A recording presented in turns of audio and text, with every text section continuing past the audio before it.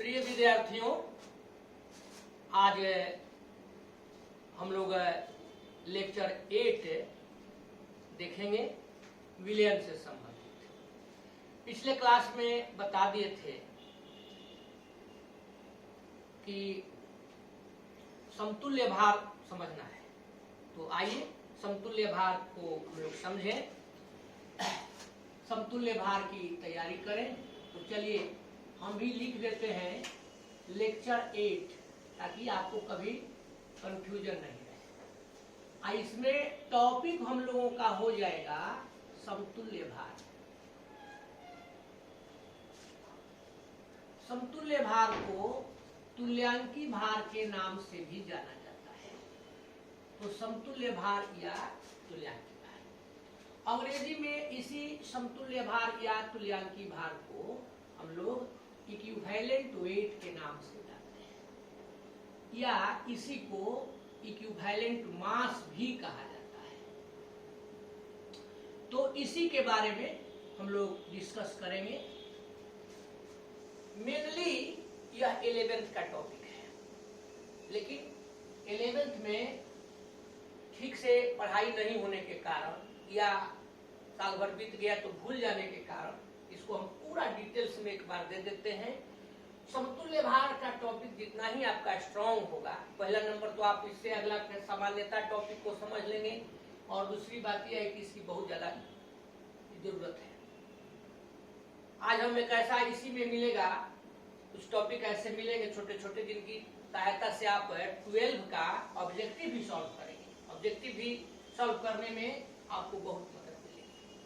तो चलिए इसमें हम लोग देखें, शुरू करें।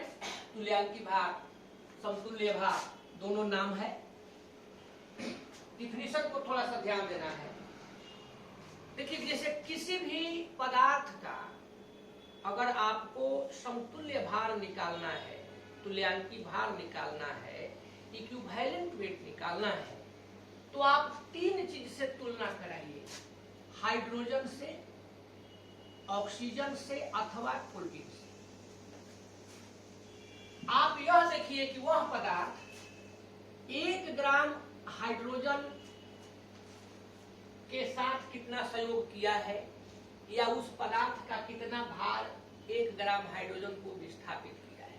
इसी तरह से 8 ग्राम ऑक्सीजन को विस्थापित किया है, या 8 ग्राम ऑक्सीजन से कितना भाग संयोग किया है, अथवा उसका कितना भाग 35.5 ग्राम क्लोरीन से संयोग किया है या क्लोरीन को विस्थापित किया है। बस। तो भार के विचार से किसी पदार्थ का वह भाग जो 1 ग्राम हाइड्रोजन, कितना 8 ग्राम ऑक्सीजन अथवा 35.5 ग्राम क्लोरीन को क्लोरीन से संयोग करता है अथवा उन्हें विस्थापित करता है। यही आपका डेफिनेशन है। अब अगर गैसियस रूप में है, जैसे मान लीजिए H2 है, अब हाइड्रोजन गैस है, ऑक्सीजन गैस है, क्लोरीन गैस के रूप में यदि है, तो आयतन भी दिया रहता है, तो आयतन से भी तुलना कर सकते हैं। देखिए, आपने पढ़ा है कि कोई भी पदार्थ यदि 1 मोल होता है तो उसका आयतन 22.4 लीटर या 22,400 मिलीलीटर होता है। अब 1 मोल H2 लेते हैं, तो 1 मोल H2 का भी इतना ही आयतन होगा, लेकिन इसका द्रव्यमान कितना होगा, तो हाइड्रोजन का परमाणु द्रव्यमान 1 दूना 2 ग्राम।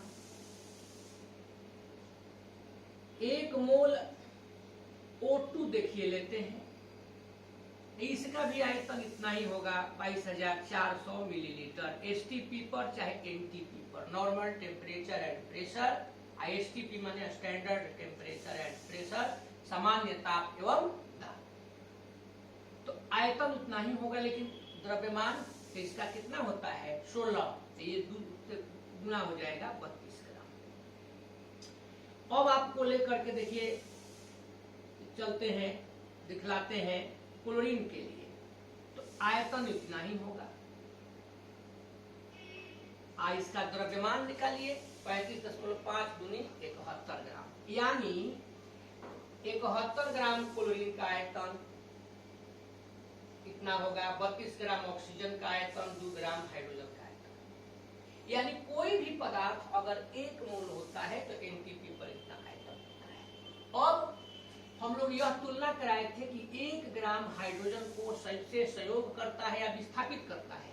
तो ये बताइए कि 1 ग्राम हाइड्रोजन का आयतन, तो चूंकि 2 ग्राम हाइड्रोजन का आयतन 22,400 मिलीलीटर है, तो इसलिए 1 ग्राम का 22,400 बटे 2, ये आपका हो गया 11,200।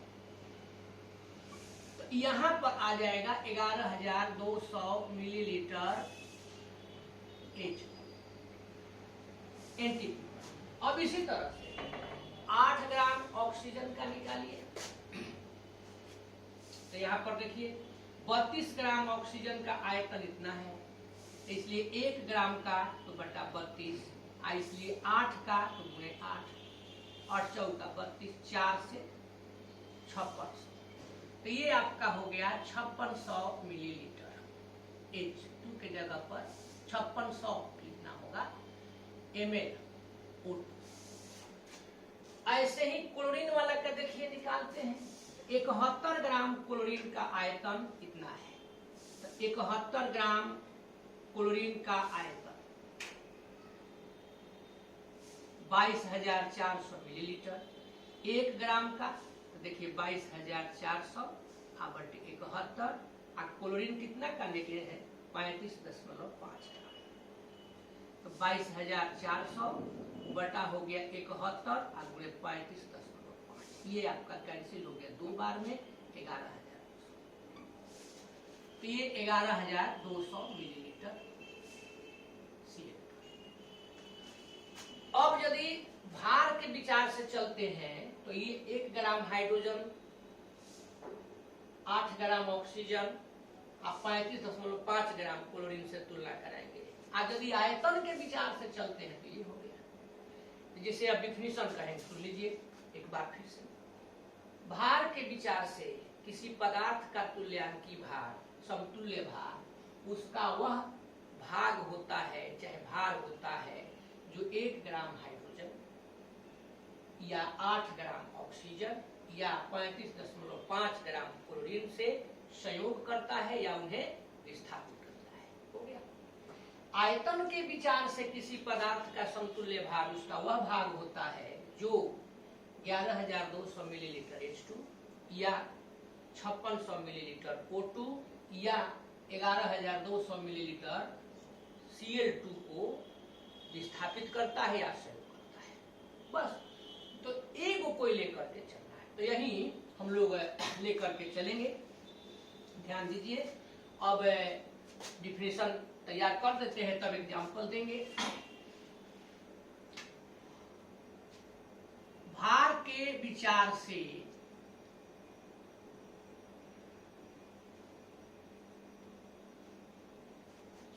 किसी पदार्थ का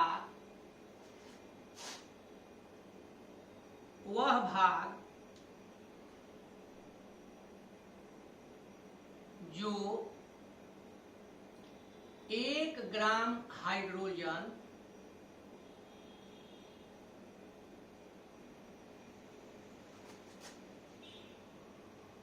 एनटीपी पर, इसका कितना निकाले थे 11,200 मिलीलीटर, 8 ग्राम ऑक्सीजन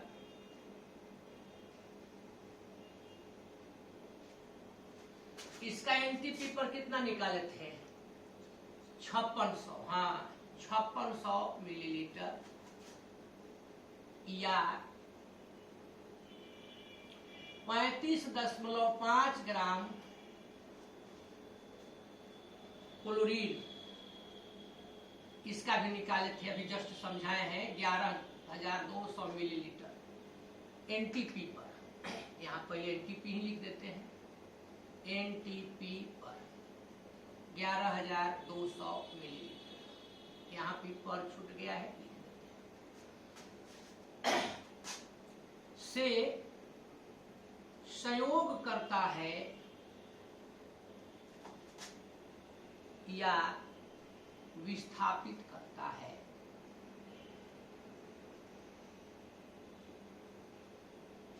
उसे समतुल्य भार कहते हैं,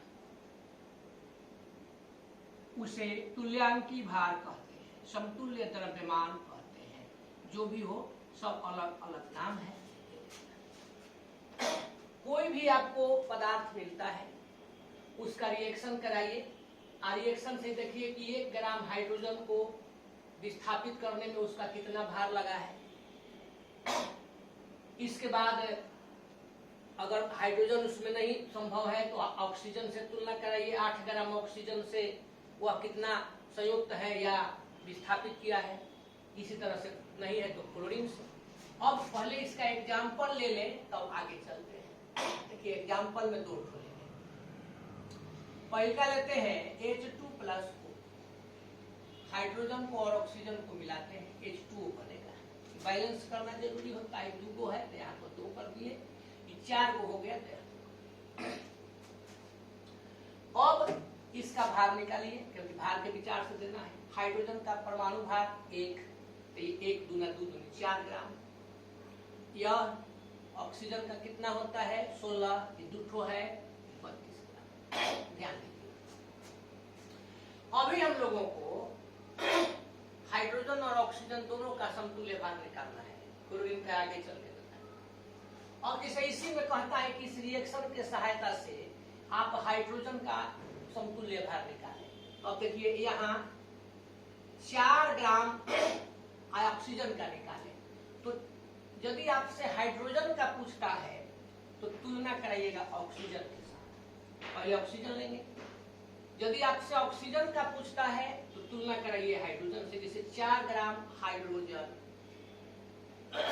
ध्यान दे दीजिए, संयुक्त है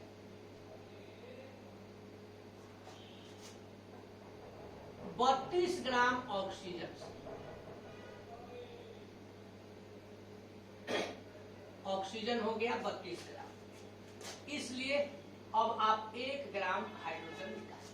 तो देखिए 32/4, 4/32, 8। यही अब 1 ग्राम हाइड्रोजन जितना से संयुक्त होगा किसी पदार्थ से, ऑक्सीजन नहीं, 1 ग्राम हाइड्रोजन किसी पदार्थ के जितना भाग से संयुक्त रहेगा उस पदार्थ का उतना तुल्यांकी भार होगा। तो 1 ग्राम हाइड्रोजन 8 ग्राम ऑक्सीजन से संयुक्त है, तो ऐसी स्थिति में ऑक्सीजन का समतुल्य भार 8 हो जाएगा। देखिए यहाँ पर लिख दिया हम लोग ई ऑक्सीजन समतुल्य भार 8 लिखेंगे। तो वहां पर समतुल्य भार को ई से सूचित किया जाता है शॉर्ट में। तो आगे चल के लिखें इसी प्रकार से। अब यदि आपको हाइड्रोजन का निकालना हो तब, तो चूंकि 32 ग्राम ऑक्सीजन संयुक्त है कितना से 4 ग्राम हाइड्रोजन से। यहां पर हाइड्रोजन हो गया 4 ग्राम, इसलिए 1 ग्राम ऑक्सीजन, तो 4/32। तो क्या अब 1 ग्राम को छोड़ देंगे जैसे इसमें छोड़े थे? नहीं, ऑक्सीजन है तो कितना 8 ग्राम, तो आप 8 ग्राम पर निकालिए। तो यहाँ पर देखिए 4/32 आगे हो जाएगा 8, 1। इसलिए हाइड्रोजन का समतुल्य भार 1 आ गया। ऐसे निकाला जाता है। इस समझने के लिए हम लंबा लिख दिए हैं, कोई लंबा लिखना जरूरी नहीं है। जैसे एक एग्जाम्पल और देते हैं, ध्यान दे दीजिए। H2+Cl2, तो ये आपका हो गया 2HCl। अब इसमें चलिए, एक हाइड्रोजन का वन होता है, देखिए 2 ग्राम, ये 35.5 होता है, तो 2 गो है 71 ग्राम। अब ऐसे तो हमको निकालना है क्लोरीन के लिए चले हैं, लेकिन किसी का भी अभी 2 ग्राम है, क्लोरीन का निकालने के लिए अगर 2 ग्राम है तो 71 ग्राम, तो अगर 1 ग्राम होगा तो उतना लंबा नहीं लिखे। तो चूंकि 2 ग्राम हाइड्रोजन संयुक्त है 71 ग्राम से, इसलिए 1 ग्राम 71/2 यानी 35.5। यहाँ जरा ध्यान दीजिए, आपसे पूछा जाए कि क्लोरीन का इक्विवेलेंट वेट समतुल्य भार कितना होगा, तो चूंकि 1 ग्राम हाइड्रोजन संयुक्त है 35.5 ग्राम क्लोरीन से, इसलिए क्लोरीन का समतुल्य भार 35.5 है। इसी को कोई कहे कि हाइड्रोजन का समतुल्य भार, तो 35.5 ग्राम क्लोरीन के साथ 1 ग्राम हाइड्रोजन जुड़ा हुआ है, इसलिए हाइड्रोजन का समतुल्य भार 1 हो गया। यानी अब यहाँ पर हम केवल क्लोरीन का लिख देते हैं, देखिए 35.5। तो सीधा अर्थ समझिए, जब भी आपको किसी पदार्थ के समतुल्य भार के बारे में जानकारी देनी है, तो यदि संभव हो तो उसको दिखला दीजिए कि वह पदार्थ माने जिसका ज्ञात करना है 1 ग्राम हाइड्रोजन के साथ कितना जुड़ा है, या 8 ग्राम ऑक्सीजन के साथ कितना जुड़ा है, या 35.5 ग्राम क्लोरीन के साथ कितना जुड़ा है। जैसे यहाँ देखबे किए 35.5 ग्राम क्लोरीन के साथ 1 ग्राम हाइड्रोजन जुड़ा है, इसलिए हाइड्रोजन का समतुल्य भार 1 होगा। 1 ग्राम हाइड्रोजन के साथ 35.5 ग्राम क्लोरीन जुड़ा है, इसलिए क्लोरीन का समतुल्य भार 35.5 होगा। और समतुल्य भार का मात्रक नहीं होता है, यह एक संख्या है, इसको n से ई से सूचित किया जाता है। तो यहाँ पर देखिए लिख देते हैं, इसे प्रायः ई द्वारा सूचित किया जाता है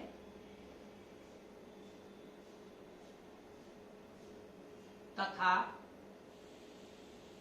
इसका कोई मात्रक नहीं होता है।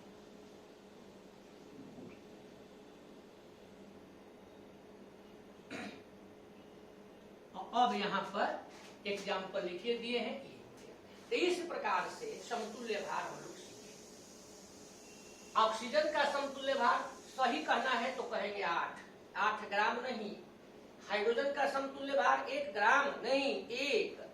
क्लोरीन का समतुल्य भार 35.5। ऐसे जनरली बोलने में आदमी 8 ग्राम बोल भी देता है, चलता है लैंग्वेज में, लेकिन सही रूप में होगा।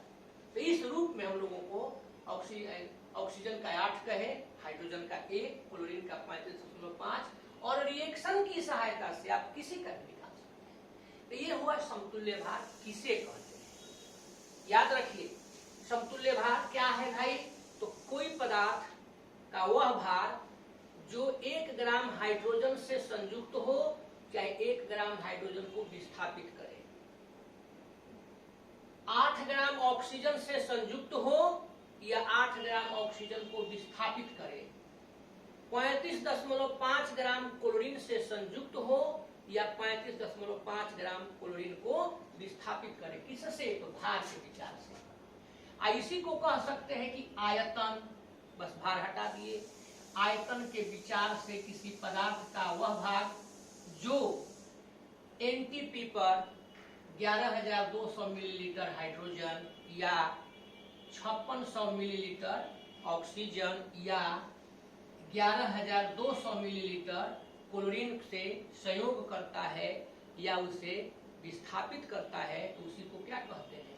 समतुल्य भार कहते हैं। तो ये दोनों रूपों में चलता है। अब हम लोग मुख्य सीखना है कि समतुल्य भार कैसे ज्ञात किया जाता है। तो यही समतुल्य भार ज्ञात करना हम लोग सीखेंगे। आसान है, थोड़ा ध्यान देना है।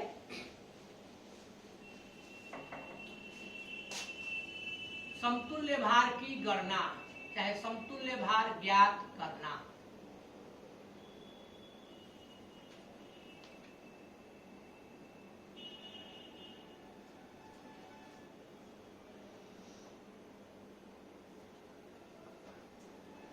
यही मेन टॉपिक है।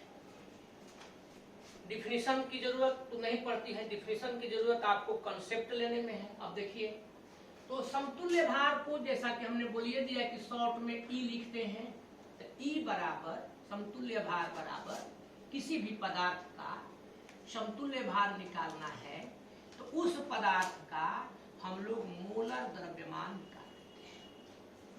और मोलर द्रव्यमान को n गुणक से, अंग्रेजी में n फैक्टर कहते हैं, भाग दे देते हैं। बस तब तो यहाँ नया प्रॉब्लम क्रिएट हो गया। मोलर द्रव्यमान क्या है और n गुणक क्या है? तो मोलर द्रव्यमान तो आप जानते हैं, किसी भी एक पदार्थ के एक मोल का जो द्रव्यमान होता है उसी को मोलर द्रव्यमान कहते हैं। या किसी पदार्थ के आणविक द्रव्यमान को जब ग्राम में व्यक्त करते हैं तो मोलर द्रव्यमान कहते हैं। किसी तत्व के परमाणुविक द्रव्यमान को जब ग्राम में व्यक्त करते हैं तो उसको मोलर द्रव्यमान कहते हैं। तो मोलर द्रव्यमान तो पढ़े हैं। अब n गुणक क्या है, n फैक्टर क्या है, यही अब टॉपिक हम लोग लेकर के चलेंगे। n गुणक की जब आपको जानकारी हो जाएगी तो इस फॉर्मूला का उपयोग करके निकालेंगे। तो अब यहाँ पर देखिए हम लोग निकालना सीखें n गुणक n फैक्टर।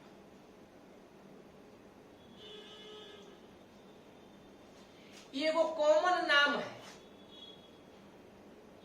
अलग अलग तरह के पदार्थों के लिए अलग अलग इसका परिभाषा होगा, परिभाषाबद्ध करना चाहे तो। जैसे सबसे पहला देखिए हम लेते हैं परमाणु। किसी भी परमाणु का n गुणक उसकी संयोजकता होगी। जितनी संयोजकता होगी उतना ही n गुणक होगा। किसी परमाणु के संयोजकता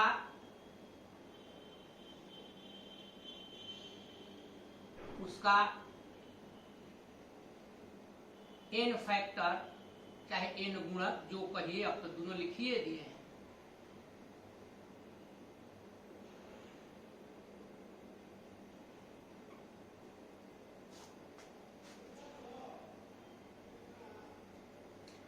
किसी भी परमाणु का संयोजकता जो लेते हैं तो वह संयोजकता ही उसका n फैक्टर है। जैसे अब जरा ध्यान दीजिए, यहां हम लोग ले लिए सोडियम, मैग्नीशियम, एल्यूमिनियम, एगो बेचारा ऑक्सीजन तो लेंगे ही क्योंकि ऑक्सीजन की बड़ी जरूरत है। आजकल आप लोग देख ही रहे हैं ऑक्सीजन लेवल कम हो जाता है, इसलिए ऑक्सीजन ऑक्सीजन कहेंगे तब वो कुछ बढ़ेगा, तो उसको बढ़ाने के लिए हमने ऑक्सीजन ले लिया। अब इसको वैलेंसी इसकी निकालिए, सोडियम की वैलेंसी तो आप लोग सब कोई जानते हैं, परमाणु संख्या 11 होती है, 2 8 1, तो इसकी संयोजकता 1। मैग्नीशियम 2 8 2 हो गया, 12 होता है, संयोजकता 2 होती है। एल्यूमिनियम लेते हैं, इसकी परमाणु संख्या 13 होती है, 2 8 3, तो संयोजकता 3 हो गई। और ऑक्सीजन लेते हैं 2 6, इसका 8 होता है, तो इसके अंतिम कक्षा में 6 को है, 2 इसको चाहिए तो 2। तो अब सोडियम की संयोजकता 1 है, तो इसलिए सोडियम का n फैक्टर भी 1 हो जाएगा। यही n फैक्टर के रूप में लिख दिया जाएगा। ऐसे ही मैग्नीशियम की संयोजकता 2 होती है, तो मैग्नीशियम का भी n फैक्टर 2। ऑक्सीजन का अल्युमिनियम की संयोजकता 3 है, तो n फैक्टर 3। और ऑक्सीजन की संयोजकता 2 है, तो इसका n फैक्टर 2। क्लियर? इस तरह से लेकर के चलते हैं। अब ऐसे तो हम लोग टॉपिक पढ़ रहे हैं n गुणक, तो कोई जरूरी नहीं है कि हम लोग यहाँ पर तुल्यांकी भार निकालें, लेकिन अगर आप ये जानते हैं तो एगो तत्व का देखिए हम इक्विवेलेंट वेट, समतुल्य भार निकालते हैं। अब जैसे सपोज कीजिए कि आपको मैग्नीशियम का समतुल्य भार निकालना है, तो मैग्नीशियम का परमाणु द्रव्यमान 24। आप परमाणु द्रव्यमान को ही जब ग्राम में लिखेंगे तो मोलर द्रव्यमान, तो इसको कह दिया जाएगा मोलर द्रव्यमान, इसका हो गया 24। अब बटे संयोजकता, तो इसकी देखिए संयोजकता 2, ये कट गया तो 12। तो मैग्नीशियम का समतुल्य भार 12 है। अब यहाँ आपसे कोई पूछे कि किसी परमाणु का समतुल्य भार क्या होता है, तो आप यह भी कह सकते हैं कि परमाणु भार बटे संयोजकता होता है। हमने लिखा है मोलर द्रव्यमान बटा n गुणा, की कॉमन हो गया, परमाणु के लिए भी, चाहे आगे जो बताएंगे उसके लिए भी। अगर स्पेशली कोई कहे कि किसी परमाणु का समतुल्य भार क्या होता है, आप कह सकते हैं परमाणु भार बटे संयोजकता है। हमने उसी को कहा है मूलर द्रव्यमान बटे। कोई भी आप लेते हैं तो सपोज कीजिए आप यहाँ पर एल्युमिनियम का निकालते हैं, तो एल्युमिनियम का मूलर द्रव्यमान 27, तो 27, इसका एन फैक्टर, तो इसकी संयोजकता 3 है, तो एन फैक्टर देखिए 3, ये 3 9 27। इस प्रकार से यदि आपको एन फैक्टर मालूम है तो निकल जाएगा। तो किसी भी परमाणु का समतुल्य भार हम लोग इस रूप में निकालते हैं। अब दूसरा नंबर पर देखिए लेके चलते हैं परमाणु के बाद आयन।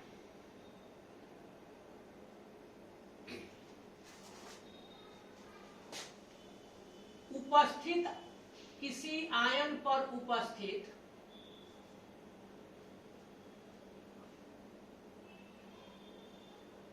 कुल आवेशों की संख्या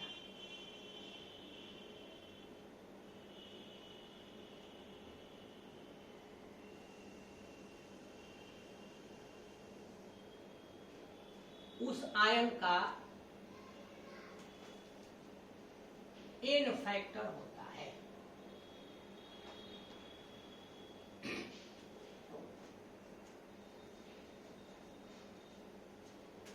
अब इसका एग्जाम्पल देखिए, बहुत ज्यादा दूर आपको नहीं ले चलेंगे, बहुत समय इस पर नहीं देंगे। अब जरा ध्यान दीजिए। तो अब जैसे आप सोडियम आयन देखिए यहाँ पर लेते हैं, यहाँ मैग्नीशियम आयन लेते हैं और यहाँ ऑक्साइड आयन लेते हैं, इस पर 2-। अब जरा ध्यान दीजिए, इस पर आवेशों की संख्या कितनी है, एक है कि प्लस एक है? एक है। संख्या पूछे हैं, प्लस माइनस संख्या नहीं होता है, तो इस पर आवेशों की संख्या एक है। मैग्नीशियम आयन पर तो आवेशों की संख्या 2 है। ऑक्साइड आयन पर O पर 2- है, इस पर आवेशों की संख्या -2 है। तो क्या -2 लिखेंगे? 2 लिखेंगे। और जितने भी आवेशों की संख्या होगी तो उसी आवेशों की संख्या को एन फैक्टर कहेंगे। तो यह भी क्या हो जाएगा? यह भी एन फैक्टर हो जाएगा आयन का। यहां पर हम लोग एन फैक्टर। अब एग्जाम्पल जैसा कि बोलते किए थे कि कोई जरूरत नहीं है, लेकिन देखिए दे देते हैं। इक्विवेलेंट वेट O पर 2- ऑक्साइड आयन का। मोलर द्रव्यमान, 1 मोल का द्रव्यमान ऑक्सीजन का कितना होता है? 16। तो यहाँ पर 16 हो गया। इसका एन फैक्टर कितना है? 2 है, तो 16/2 8 हो गया। इस प्रकार से इक्विवेलेंट वेट हम लोग निकालते हैं, समतुल्य भार निकालते हैं। अब जैसे इसमें कहे थे कि किसी परमाणु का समतुल्य भार, परिभाषा आप दे सकते हैं परमाणु भार बटे संयोजकता। तो यहाँ पर आप देंगे आयनिक भार बटे आवेशों की संख्या। अब ये अलग अलग फॉर्मूला नहीं करके हमने एक कॉमन फॉर्मूला दे दिया है। फॉर्मूला यहाँ पर भी कह सकते हैं कि आयनिक भार, आयन का पूरा भार, कुल भार, 1 मोल आयन का भार, अब बटे क्या चीज? उसके आवेशों की संख्या। तो इतना नहीं कह के एक ही दिमाग में रखेंगे, मोलर द्रव्यमान अब बटे एन। चलिए, ये आपने 2 चीज देख लिया, परमाणु का देख लिया, आयन का देख लिया। अब यौगिक में चलते हैं, 3 भाग में बांट करके लेते हैं। अम्ल, भस्म, लवण। तो सबसे पहले तीसरा नंबर पर हम लोग ले लें अम्ल के बारे में।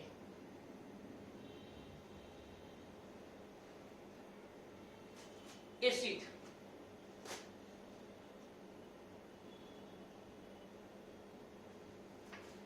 अम्ल को 11th में आपने पढ़ा था कि वो अम्ल वैसे पदार्थ होते हैं जिसमें हाइड्रोजन आयन विस्थापित करने की प्रवृत्ति होती है। विस्तार में वहां हम पढ़ाए थे और इसीलिए यहाँ बहुत ज्यादा लंबा नहीं चलेंगे। तो किसी भी अम्ल में जितने भी हाइड्रोजन आयन विस्थापित करने लायक होते हैं, उनकी कुल संख्या को उस अम्ल की भास्मिकता कहते हैं। क्या कहते कहते हैं भास्मिकता, बेसिसिटी। और उसी भास्मिकता की संख्या को उस अम्ल का एन गुणक कहा जाता है। किसी अम्ल के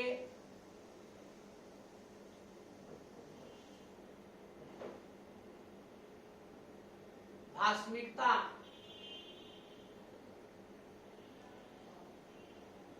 उसका एन फैक्टर होती है।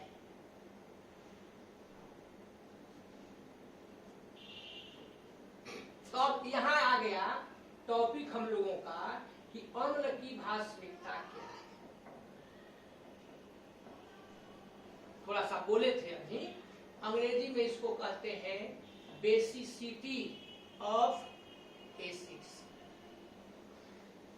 भास्मिकता को क्षारकता के नाम से भी जाना जाता है।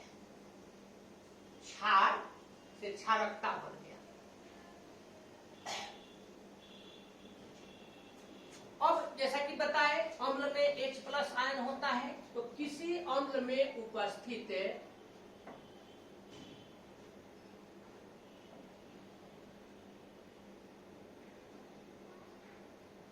जो विस्थापित हो सके, विस्थापनशील हाइड्रोजन आयनों की संख्या को उस अम्ल की बेसिसिटी चाहे उस अम्ल की भास्मिकता कहते हैं। जैसे जरा ध्यान दीजिए, अब यहां HCl अम्ल लिए, इसकी भास्मिकता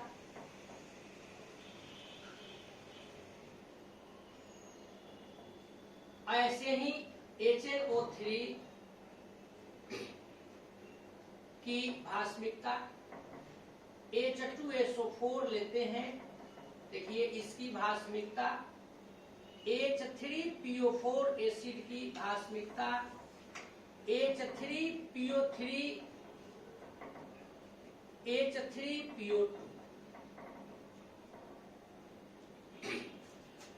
तो देखिए HCl की भास्मिकता, तो इसमें एक ही H+ आयन है, तो यह एक ही H+ आयन विस्थापित हो जाता है, तो इसकी भास्मिकता 1।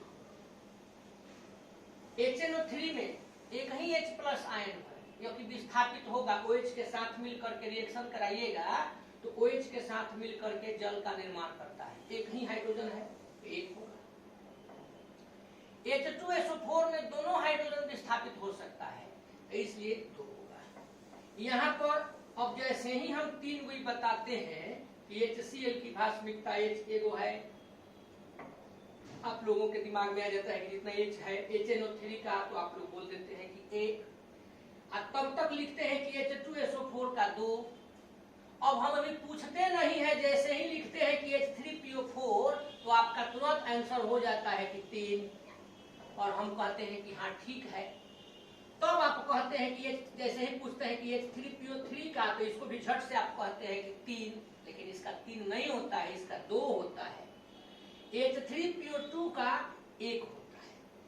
अब यहाँ दिमाग पर एक बात आ गई, भाई कैसे होता है, तो फिलहाल आज ही हम तुरंत थोड़ी देर के बाद इसको समझाएंगे, लेकिन अभी इसको जानिए।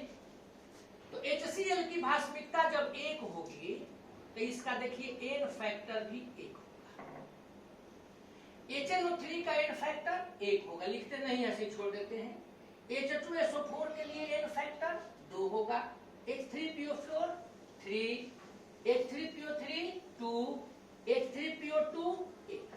तो अब आपको किसी अम्ल का यदि इक्विवेलेंट वेट निकालना है तो उसको कैसे निकालेंगे। जैसे सपोज कीजिए यहाँ पर आपको H2SO4 का समतुल्य भार निकालना है, कैसे निकलेगा। तो इसका समतुल्य भार निकालने के लिए ऊपर वहां पर फॉर्मूला हम लोग लिखे हैं, मोलर द्रव्यमान। इसका मोलर द्रव्यमान निकालिए, हाइड्रोजन का परमाणु द्रव्यमान 1, तो 1 गुणा 2 तो 2 प्लस 32 तो 32 और 2 34 और प्लस 16 गुणे 4 64 98 बटे n गुणक, तो H2SO4 का n गुणक कितना, तो 2, तो यहाँ पर 2 हो जाएगा, ये कट गया 49 आ गया। तो यहाँ पर आपने देख लिया इसका 49।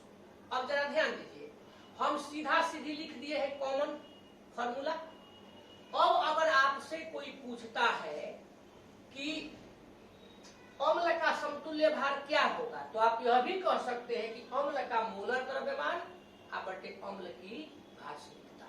फॉर्मूला ये भी दे सकते हैं, अम्ल का मोलर द्रव्यमान बटे अम्ल की भास्मिकता।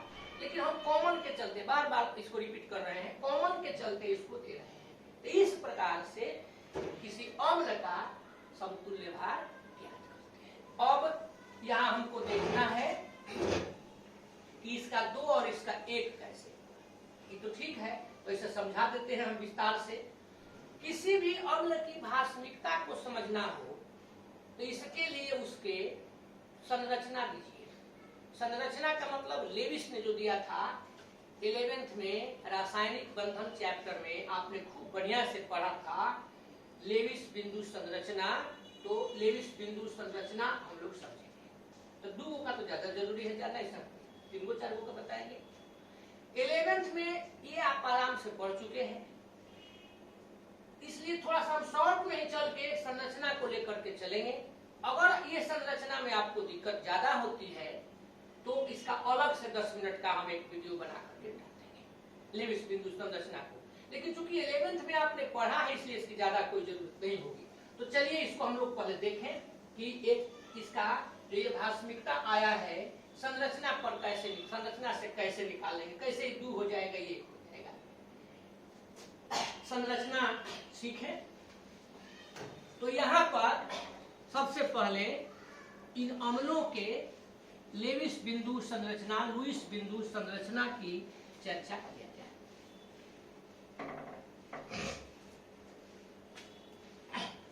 चलते हैं, देखिए यहाँ पर स्ट्रक्चर हमने ले लिया।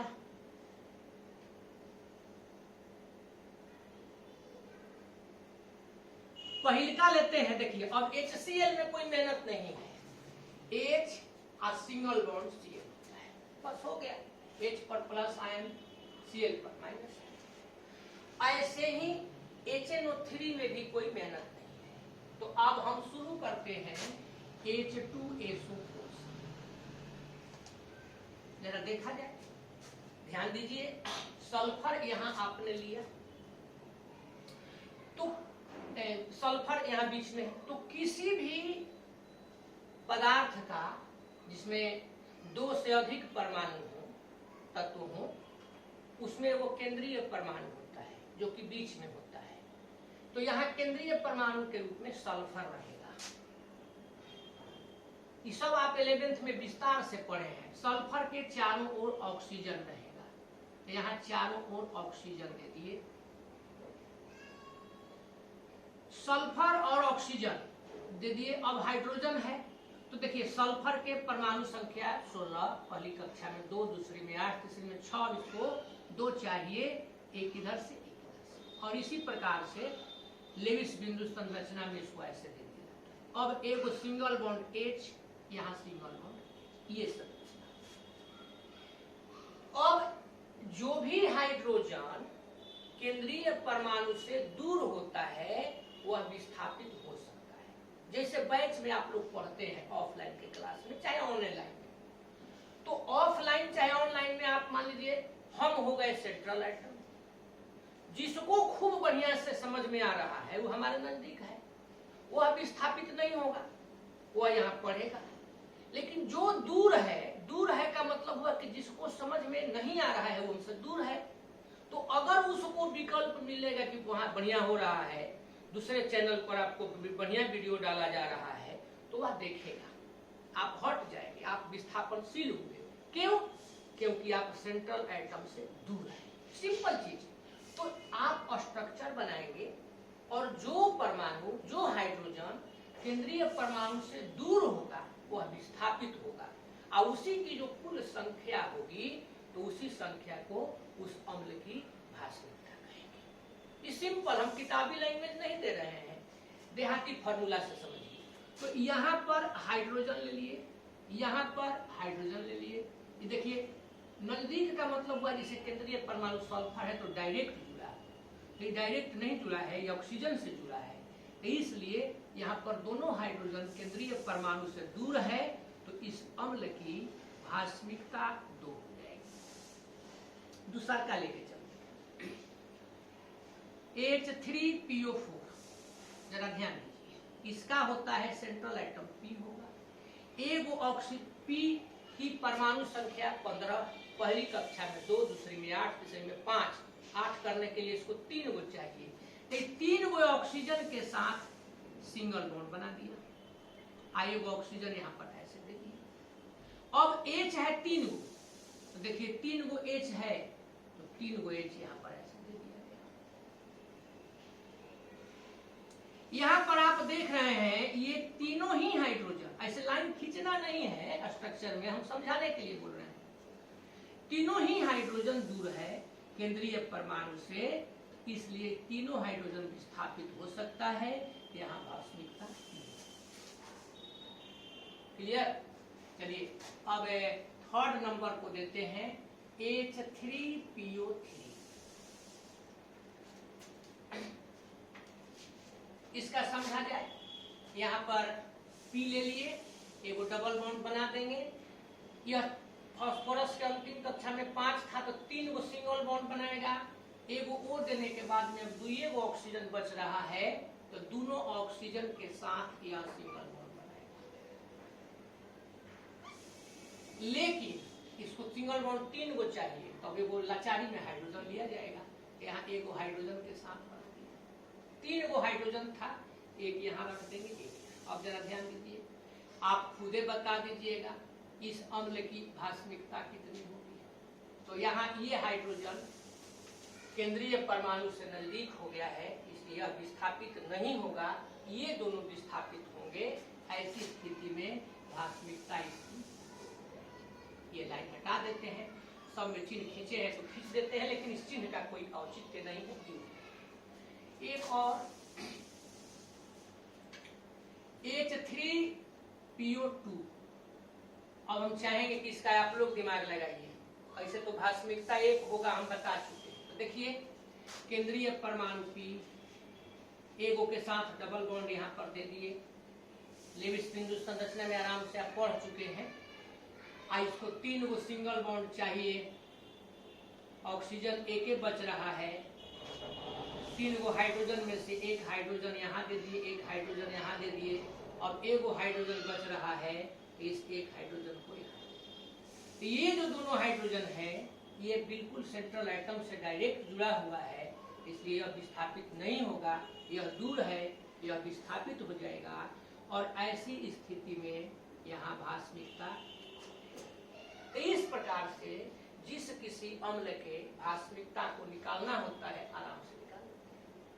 अब इतना ही में से करीब करीब इस टाइप का आपके इनऑर्गेनिक केमिस्ट्री से एक ऑब्जेक्टिव जरूर पूछता है, इम्तिहान में दे देगा कि कोई अम्ल दे देगा, बोलेगा कि इसमें इसकी भास्मिकता कितनी है, जैसे दे दिया कि H3PO4 की भास्मिकता निम्नलिखित में से कौन है, 1 2 3 4। तो ज्यादा लड़के जो ध्यान कम देते हैं 3 ही लिख देते हैं, इसे 3 नहीं होगा, इसका 1 होगा, इसका 2 होगा, उसका 3, ऐसे चलता है। तो भास्मिकता अम्ल की क्या है इसको जानते हैं। अब हो गया, पहले का पढ़े थे परमाणु का समतुल्य भार निकालना, दूसरा का पढ़े थे आयन का समतुल्य भार निकालना, तीसरा का पढ़ लिए अम्ल का समतुल्य भार निकालना। अब चौथा नंबर पर देखिए लेकर के चलते हैं भस्म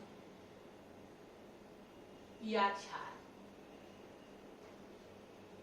बेस, चाहे भस्म को बेस कहते हैं, क्षार को अल्कली कहते हैं।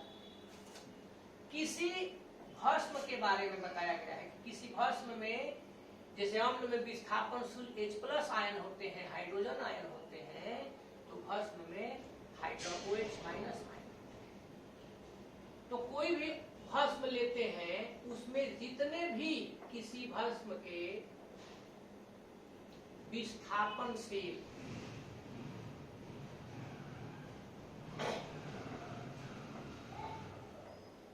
OH माइनस आयनों के संख्या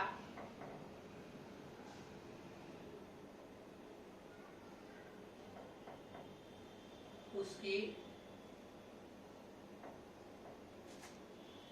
n फैक्टर होती है।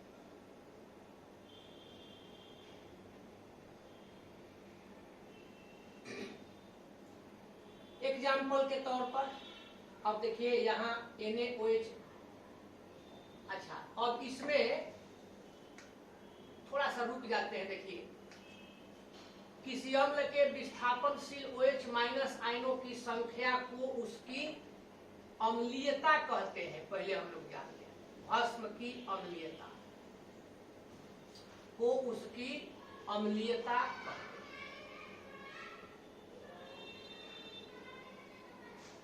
हो गया।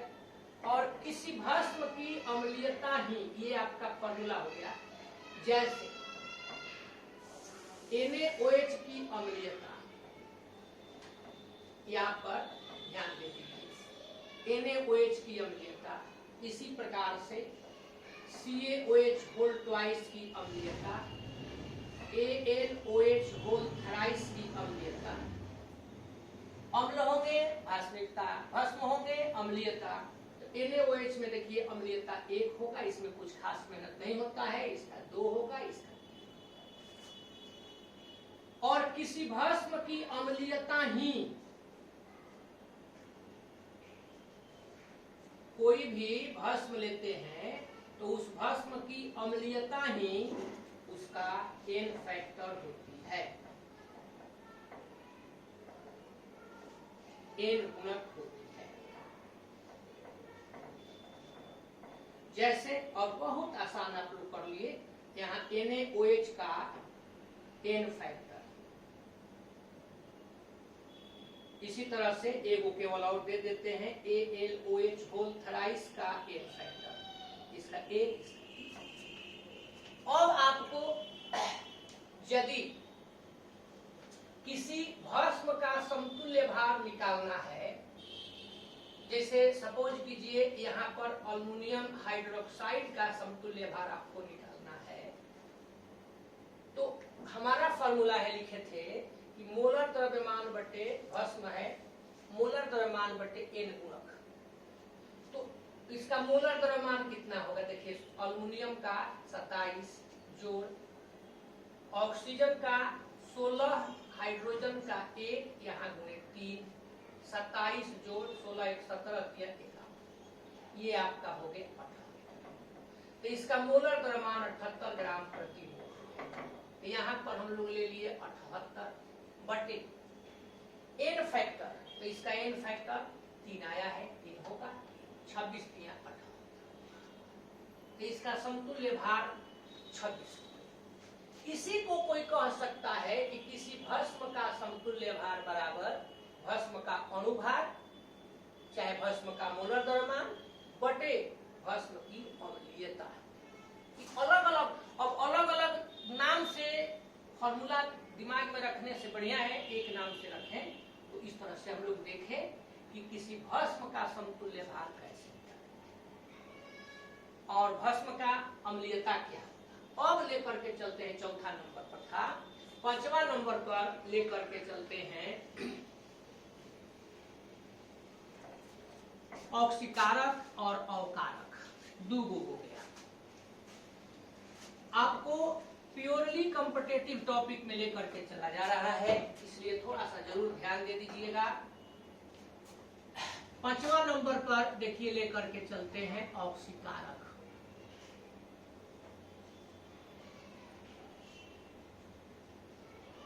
ऑक्सीडाइजिंग एजेंट इसको अंग्रेजी में कहते हैं। 6वां नंबर पर लेकर के चलेंगे अवकारक। तो अब इसके बारे में जाने।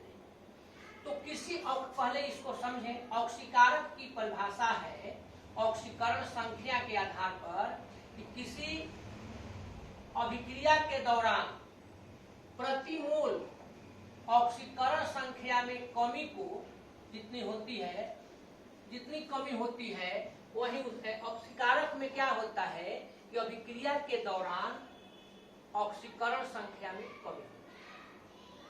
तो जितनी कमी होती है उसी को क्या कहेंगे? एन फैक्टर कहेंगे। किसी ऑक्सीकारक के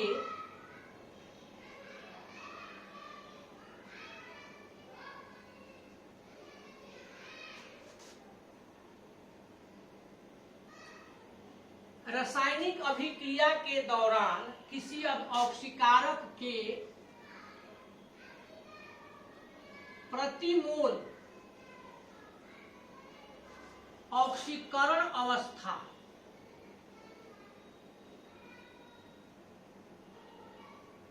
अंग्रेजी में ऑक्सीकरण अवस्था को ऑक्सीडेशन स्टेट कहते हैं। ऑक्सीडेशन नंबर, ऑक्सीकरण संख्या में कमी उसका एन फैक्टर होती है।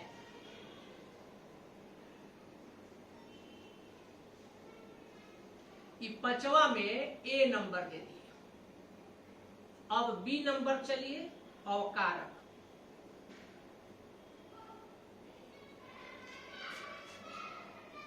अब अवकारक में क्या होता है? ओएन में वृद्धि होती है।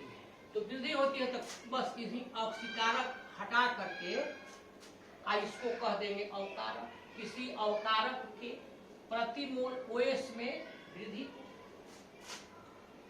किसी अवकारक के ओएस में ऑक्सीडेशन स्टेट में प्रति मोल पहले लिख देते हैं, प्रति मोल ओएस में वृद्धि को, चाहे वृद्धि ही उसका एन फैक्टर होती है।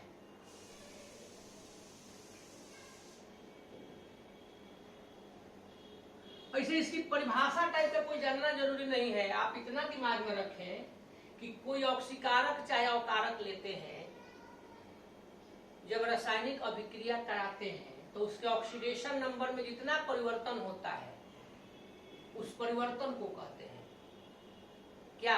N factor. अब यहाँ कोई जरूरी नहीं है ये कहना कि कमी वृद्धि। आप यदि कंफ्यूजन में पड़ जाए कहीं तो डायरेक्ट कहिए कि किसी ऑक्सीकारक के प्रति मोल ओएस में परिवर्तन। एग्जाम्पल के तौर पर देखिए, यहाँ पर हम एक रिएक्शन दे रहे हैं, Fe प्लस CuSO4, ये आपका हो गया FeSO4 प्लस Cu। अब इसी में निकालना है Fe का, मान लीजिए तो ऐसे तो अकेले है तो इसको आप संयोजकता वाला नियम से भी निकाल ले सकते हैं। लेकिन यहाँ जरा ध्यान दीजिए, Fe का ऑक्सीकरण स्टेट 0, मुक्त अवस्था में अकेले होता है तो 0 होता है। SO4 का -2 होता है तो यहाँ Fe का +2, SO4 का -2 तो Cu का +2, Cu वैल्यू। अब यहाँ आप लेते हैं, यहाँ आप रिएक्शन में जरा ध्यान दे दीजिए, Fe ले लिए तो यहाँ 0 है, +2 हो गया है तो ON में वृद्धि, ऑक्सीडेशन नंबर में वृद्धि एक मोल में, तो ये 0 से बढ़ के 2 हो गया है तो यहाँ 2 इकाई की वृद्धि हो गई। तो इसलिए 2 इकाई की वृद्धि होने के कारण एन फैक्टर भी इसका 2। अब यहाँ पर आपने एन फैक्टर 2 ले लिया। तो इस स्थिति में यदि वैलेंट वेट आपको निकालना है, समतुल्य भार निकालना है, तो मोलर द्रव्यमान इसका 56 होता है, 56/2। तो इस प्रकार से हम लोग ऑक्सीकारक और अवकारक का सीखेंगे। अब चलते हैं, अगला क्या बच गया? बोले थे कि अम्ल, भस्म, लवण। तो लवण यहाँ पर देख लिया जाए तो ले करके हम चलते हैं। देखिए लवण का इक्विवेलेंट वेट कैसे निकालेंगे, ध्यान दीजिए। कोई भी साल्ट आप लेते हैं तो उस साल्ट में पॉजिटिव चार्ज, निगेटिव चार्ज दोनों होता है, दोनों की संख्या बराबर होती है। तो किसी भी लवण के कुल धन आवेशों की संख्या को धन आयन पर उपस्थित कुल धन आवेशों की संख्या 10 फैक्टर होती है। धन आयन पर उपस्थित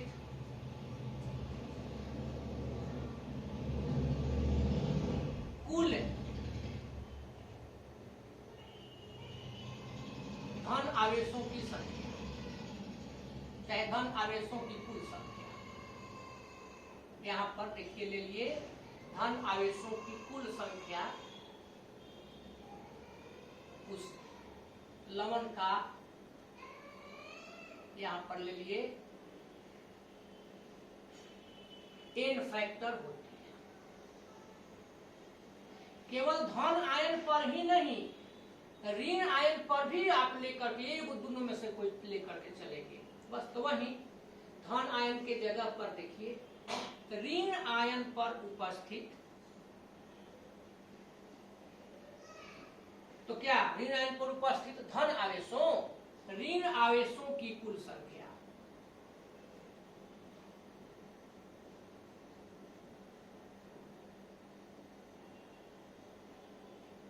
लवण का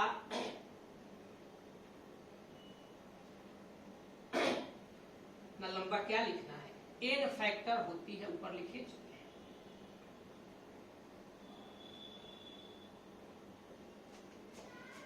अब एग्जाम्पल के तौर पर जैसे हम लोग देखें सोडियम कार्बोनेट का n फैक्टर क्या होगा, चाहे 2-3 को ले लेते हैं। NaCl का n फैक्टर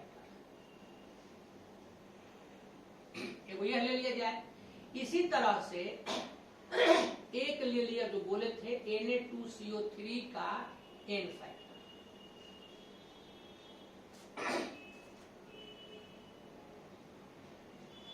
अब ध्यान दीजिए इसमें लेते हैं तो यहाँ धन आयन सोडियम होगा, इस पर एगो प्लस होगा, NaCl को आप तोड़िएगा तो Na+Cl-। देखिए यहाँ कुल धन आवेश Na+ Na पर कितना है, 1 है, 1 होगा। कोई ऋण आवेश वाला ले, यहाँ ऋण आवेश भी टोटल 1 है, 1 होगा। Na2CO3 को आप तोड़ते हैं तो ये हो जाता है Na अलग और CO3 अलग। CO3 पर 2 माइनस होता है, Na पर 1 प्लस होता है, Na की संख्या। अब आप जरा सोचे प्लस की कुल संख्या कितनी है, 2 है, तो यहाँ n फैक्टर 2 होगा। माइनस की कुल संख्या कितनी है, 2 है, तो यहाँ n फैक्टर। तो इस प्रकार से n फैक्टर का निर्धारण किया जाता है। अब आपको यदि किसी लवण का ऐसे टॉपिक हम लोगों का जैसा कि बतेबे किए चल रहा है Na फैक्टर केवल निकालना, लेकिन अब आपको किसी पदार्थ का, किसी यौगिक का, किसी लवण का यदि देता है तो क्या करेंगे, जैसे इक्विवेलेंट वेट निकालना है Na2CO3, मोलर द्रव्यमान आप बटे n फैक्टर, तो मोलर द्रव्यमान तो देखा 23 होता है, 2 गो है तो 23 गुणे 2 प्लस कार्बन का 12 प्लस ऑक्सीजन का 16 होता है तो 16 गुणे 3 46 प्लस 12 प्लस 48। अब इसको जोड़ दीजिएगा तो 106, तो यही 106 निकाल देते हैं।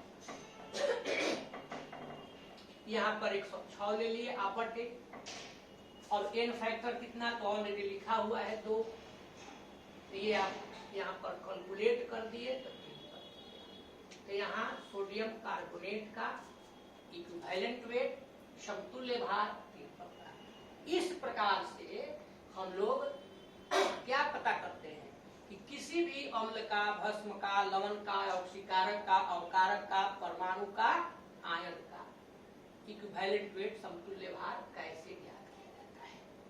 हो गया क्लियर। अब है थोड़ा सा है ध्यान देना है कि कुछ ऐसे भी पदार्थ हैं जो क्या करते हैं, समतुल्य भार, इसको मिटा देते हैं, समतुल्य भार उनका परिवर्तनशील होता है,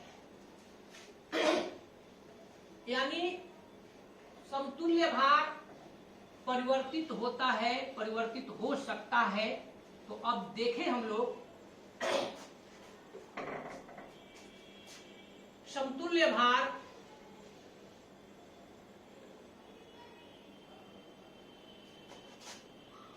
परिवर्तित कुछ पदार्थों का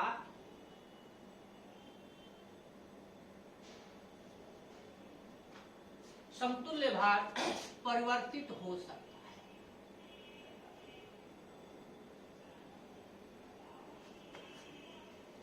equivalent weight of some substances में वैरी, शॉर्ट में लिख दिए। तो अब किसका हो सकता है? ये पलटूराम कौन कौन है इसको देखा जाए।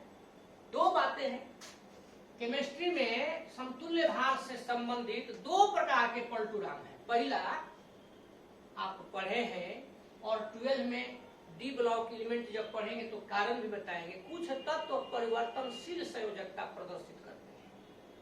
तो जिन तत्वों की संयोजकता परिवर्तनशील होती है उनका समतुल्य भार परिवर्तनशील हो सकता है। तो पहला हो गया, जरा ध्यान दीजिए, परिवर्तनशील संयोजकता प्रदर्शित करने वाले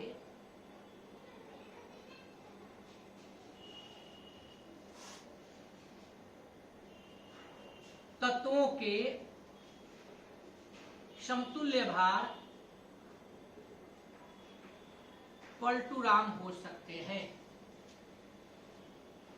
परिवर्तित हो सकते हैं। अब जैसे जरा समझ लिया जाए।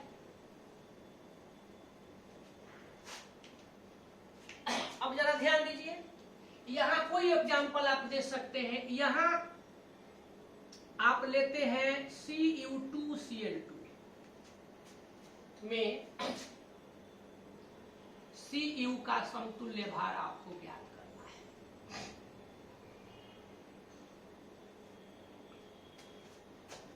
क्या? तो ध्यान दीजिए, यहां CU2Cl2 में कॉपर का परमाणु भार होता है 63.5। तो यहां हो गया, आप देखिए 2 गुणे 63.5। क्लोरीन का होता है, आपने पढ़वे किया है 35.5। तो ये 2 गुणे 35.5 71। यहां भी गुणा करके लिख सकते थे। अब आप पढ़े हैं ना कि क्लोरीन यदि रहता है तो क्लोरीन के कितने ग्राम के साथ? तो 35.5 ग्राम के साथ। तो 71 के साथ जब इतना है तो यदि यह 35 लिख देते हैं लैंग्वेज में, चूंकि 71 ग्राम क्लोरीन संयुक्त है 2 गुणे 63.5 ग्राम कॉपर से, इसलिए 1 ग्राम क्लोरीन 2 गुणे 63.5 बटे 71, इसलिए 35.5 ग्राम क्लोरीन से 2 गुणे 63.5 71, यहाँ 35.5। देखिए 2 मर्तबे कट गया, यहाँ दशमलव है, आइए भी 2 कैंसिल हो गया। तो ये आपका हो गया 63.5। तो इक्विवेलेंट वेट कॉपर का यहाँ आ गया 63.5। ऐसे हो गया। इसी प्रकार से अब यहाँ देखिए लेते हैं CuCl2 में कॉपर का समतुल्य भार ECU बराबर हुआ 8। शॉर्ट में लिख दिए कॉपर का। कुछ मत कीजिए, उतना लंबा अगर जानकार, हम केवल समझाना था इसलिए इतना लिख दिए। यहाँ देखिए CuCl2, यहाँ कॉपर 63.5 ग्राम, क्लोरीन 35.5 गुने 71 ग्राम। अब 71 ग्राम जब इतना के साथ संयुक्त है तो क्लोरीन का कितना का निकालते हैं? 35.5 का। तो यदि यह 35.5 हुआ यानी 71/2 हुआ तो यह भी हो जाएगा 63.5/2 यानी 31.7। तो यहाँ पर कॉपर का इक्विवेलेंट वेट आ गया 31.7। इस प्रकार से हम लोग इक्विवेलेंट वेट ज्ञात करते हैं, समतुल्य भार निकालते हैं, अब बदल जाता है किसका, जिसकी संयोजकता परिवर्तनशील होती है। अगला है कुछ अम्ल ऐसे होते हैं और भस्म जिनके एन फैक्टर केवल 1 होगा। जिस अम्ल की भास्मिकता 1 होती है उसका एन फैक्टर हमेशा 1 होगा, जिस अम्ल की भास्मिकता। इसी प्रकार से जिस भस्म की अम्लीयता 1 होती है उसका भी एन फैक्टर 1 होगा, वह परिवर्तित नहीं होगा। लेकिन 1 से अधिक अम्लीयता और क्षारकता चाहे भास्मिकता प्रदर्शित करने वाले अम्ल और भस्म का समतुल्य भार परिवर्तनशील हो सकता है। 1 से अधिक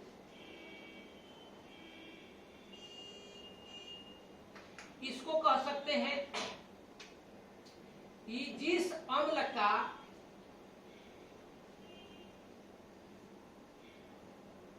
जिस भस्म का तो अम्ल की भास्मिकता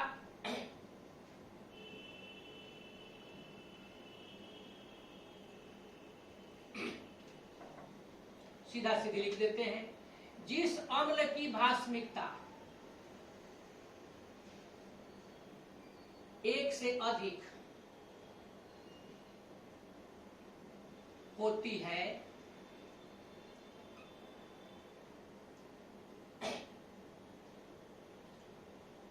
तथा जिस भस्म की अम्लीयता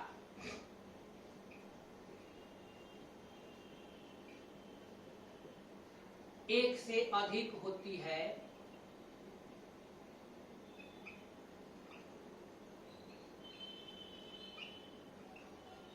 वे परिवर्तनशील समतुल्य भार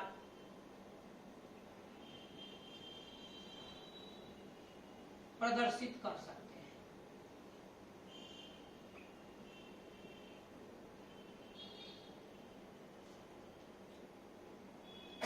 हो सकती है कर देते हैं,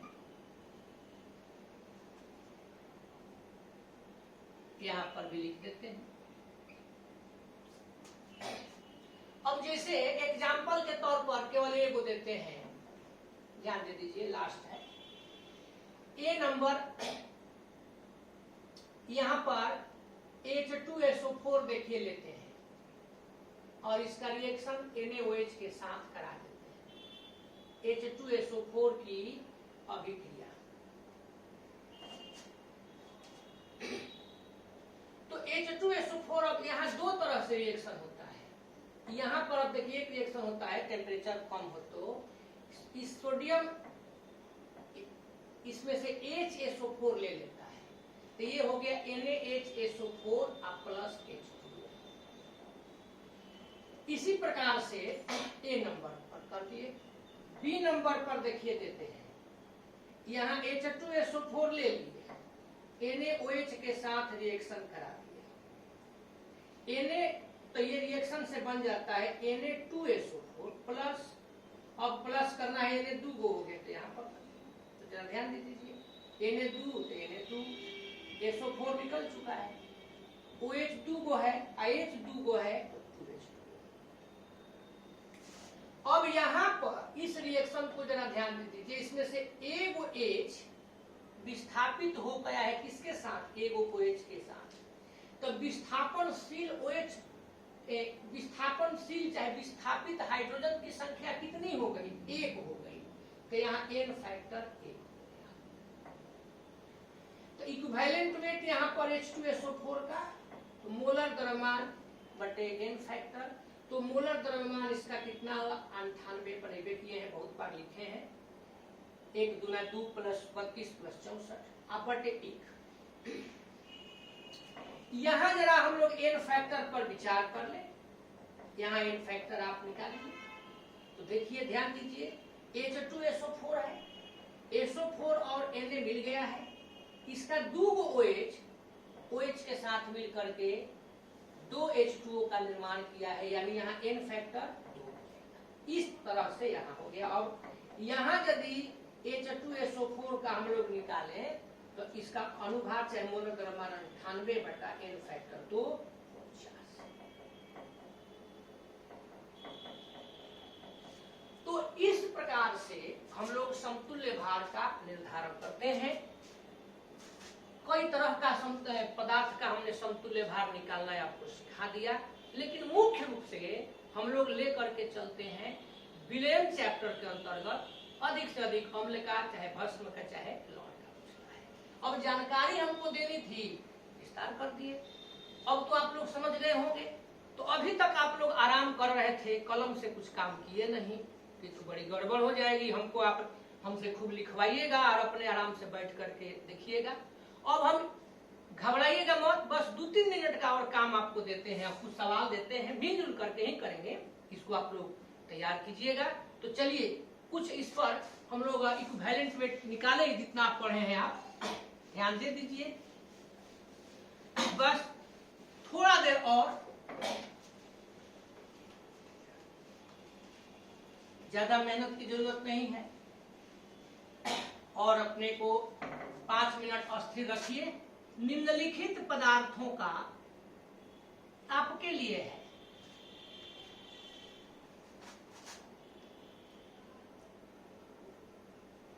समतुल्य भार ज्ञात करें।